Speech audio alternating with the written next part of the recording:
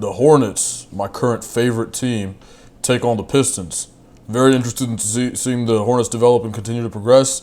Let's see how this game went on April 10th.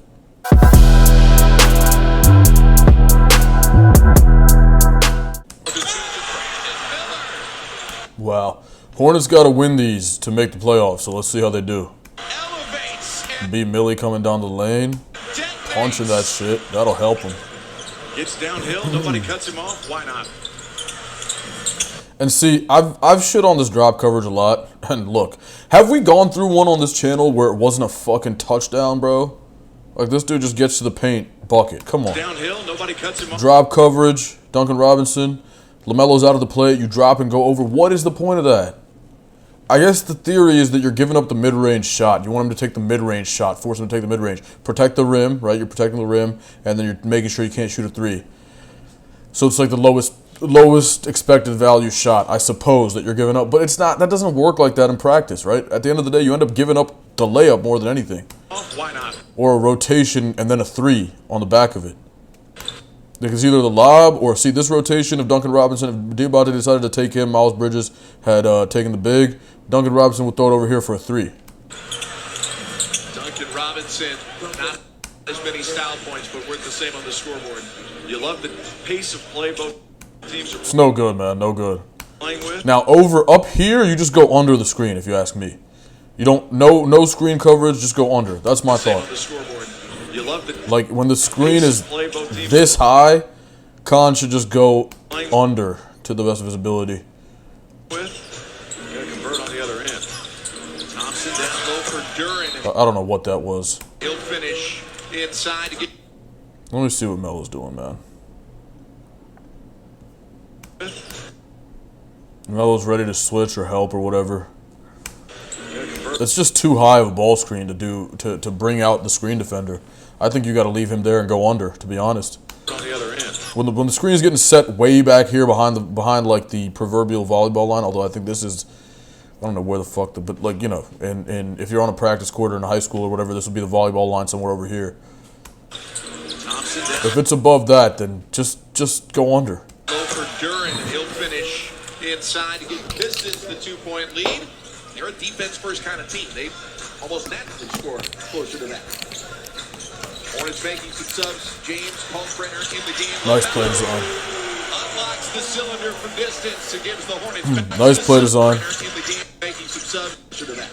They're a defense Give your best player a shot. first kind of team. They almost naturally score And this is where we talk about consecutive actions. This guy's trying to catch his breath from the first one. closer to that. And Melo comes off the second one. Hornets And it's actually a triple action if you think about it, because you got the down screen into the dribble handoff. making some subs. James Kalkbrenner in the game. I mean, it's going to kill you. If you're the Pistons, do you top lock this? Let's see.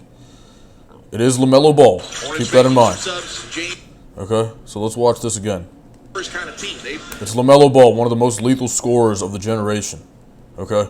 Probably the most lethal scorer in terms of ability to hit difficult shots and electricity, right? He's the most electric player we've seen and probably I've ever seen, honestly.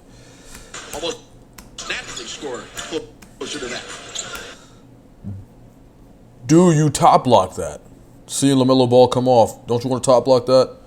Or play sides? Hornets You want to give him a gap. He ended up going under anyway. I mean, it's fucked. Yeah. That's the problem with guarding consecutive actions. I've talked about that in that other video. You know, when I made that press break video between the Pistons and the Bucks. When you're guarding consecutive actions, that's why European basketball is such an interesting flavor. And, you know, in America we run consecutive actions, but it's much less like about assessing the options and scoring in various ways out of those actions, and much more about creating an advantage for one player and letting him cook, which is the case here. making some subs. James Kalkbrenner in the game. LaMelo. But those consecutive actions, it's just hard to guard. It's just hard to guard because what are you going to do? You can't plan all these permutations. Okay, on a down screen, you top lock. On this, you'd play this drop coverage or you ice this screen. Then they do that both together and you're out of position. You can't top lock if you're icing the other one. And, you know, you're in drop coverage. Then how are you going to top lock the off-ball screen from that far away? Like, you're just cooked. It's tough. It's tough. There's really no answer for that in the currently, you know? At least not that I know of, and doesn't seem like anybody else knows how to guard that based on the fact that, you know, these guys are scoring like this. Unlocks the cylinder for distance and gives the Hornets back the lead. Makes it a 1-point margin in favor of Charlotte. Cunningham. That was not bad defense at all by Jrue Holiday. Cunningham, of course, is tough. And it's Jenkins. Doesn't get the roll. Tap back. Hornets have it with the Rookie of the Year candidate. Kniffel strips. Hit ahead. Herder. The hit ahead pass. Nice. Good work by the Pistons. Hornets have it with the Rookie of the Year candidate. Kniffel strips. See, I don't mind this. Actually, I coached for a program. I coached under a head coach who taught this pack the middle pack line defense, and it was you jam from the instead of the low man helping over, which is what I prefer. I prefer that because it forces a long pass, which allows rotations to come more easily. That's my preference personally. I think that's the better way to do it. But I have coached a program that ran the pack line, and they jammed from the nearest defender, and that's the benefit of that. You do get these plays, but then the thing about that is that creates a lot of threes. Because when you jam, he just widens out just a little bit, kick pass, three. You know what I mean? It's a three ball. You're taking away the paint, you're taking away all that with the pack line, but you're giving up the three. So I don't think that in the modern day that works. And I think you have to trust people to play man-to-man defense. You don't need to be overhelp. I mean, I believe it's overhelping. I think the way I coach defense is the way. That's the way to play, and you just got to have the personnel to play it. You got to have good defenders on the team. If not, then that's a roster issue, man. You can't win basketball if you can't defend. Doesn't matter how many points you can score. You better be able to guard. That's the most important thing in this game. The Rookie of the Year candidate Kniffel strips, hit ahead, Herder, and it's a 2-possession lead for Detroit. Duren fires it out, and it's Jenkins. Pull up from the foul line. I mean, bro, the drop coverage. It's not like I'm looking for examples, y'all. Like, I'm really not. I'm not, like, trying to find the times when it doesn't work and trying to be all political about it. It just doesn't work. I see it, like, every single time I see the drop coverage, it just is getting cooked. In every, like, bro, it's a 3-level play, literally. It's a 3-level. If playing drop coverage was a scorer for the other team, it'd be the greatest scorer of all time.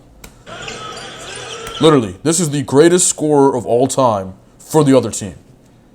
Better than Michael Jordan, better than anybody.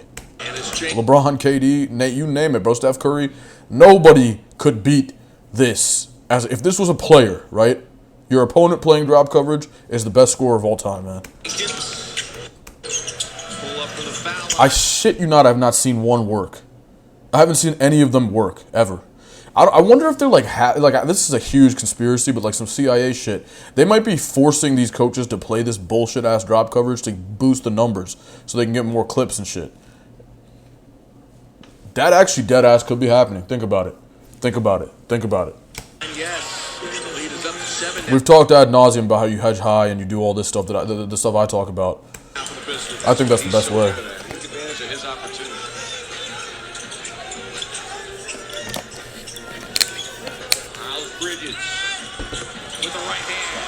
Okay, here they didn't play drop coverage, and I feel like so much of this channel is talking about screen coverage at this point, but let's just watch this. That's what he's so good at. And I'll tell you what went wrong here, okay?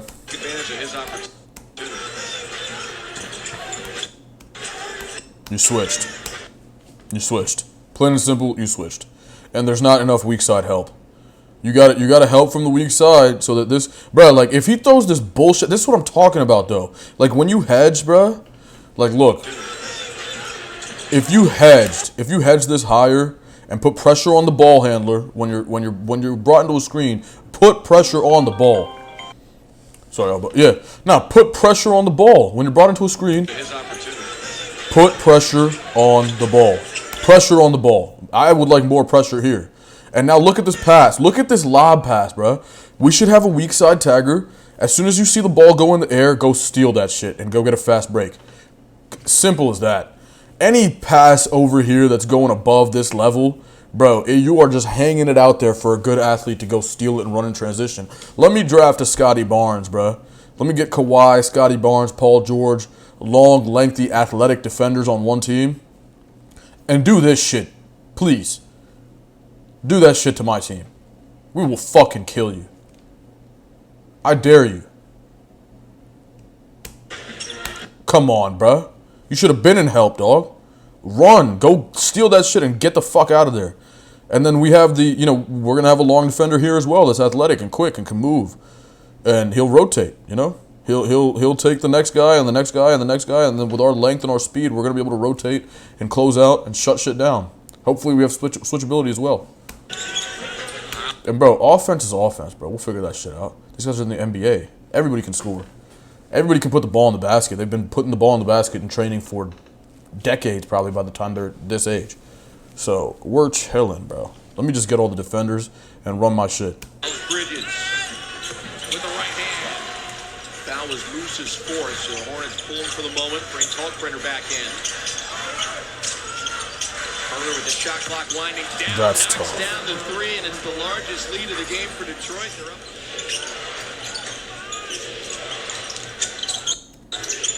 And you see what this drop coverage does, right? At best, you give up inside position. This is such a huge problem in the NBA, actually, right now. Like, I'm starting to realize how glaring of an issue it is. Because look at this.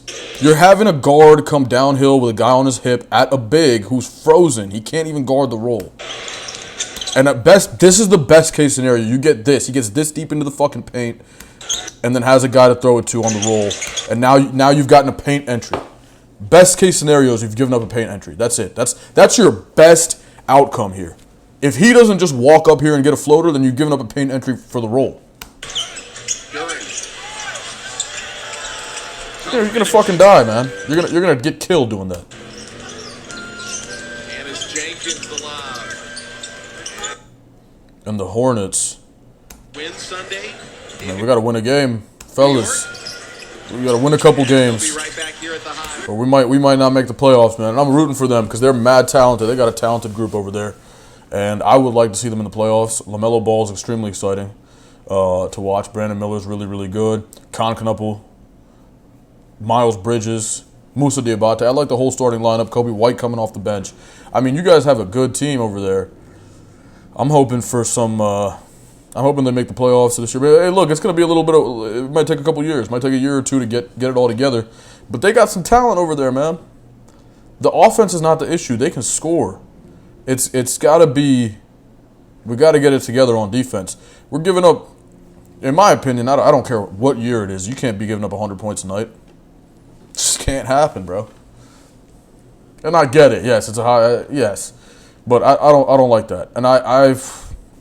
Let's just say 0. To be honest with you, people look at me crazy when I say that, but 0. We're a 0-point defense, if you ask me. 0-point defense, not single digit, not double digit. No. 0. Why would they score? They might hit a tough shot. Yes, but like, why would they score? For what reason are we going to say that it's okay for them to score? It's not. It's simply not okay. Okay? So just remember that. Remember that. It's a mindset thing, bro. It's not okay. It's not okay for this scoreboard to say anything but 0. That means we fucked up.